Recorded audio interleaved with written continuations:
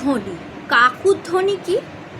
কাকুর ধ্বনি হলো যখন আমরা এ মা, এ বাবা, ও মা, ইস, এই যে শব্দগুলো, বিস্ময় সূচক যে শব্দগুলো ব্যবহার করি তাকে আমরা কিন্তু কাকুর ধ্বনি বলি।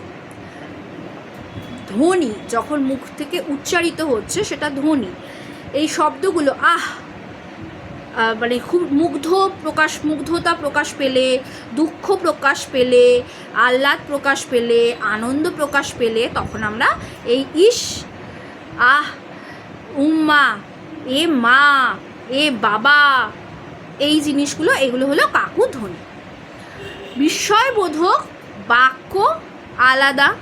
বিস্ময়বোধক যে বিস্ময়কে প্রকাশ করার জন্য যে সব ধ্বনিগুলো আমরা বলে থাকি সেইগুলোকে বলা হয় কাকু ধ্বনি।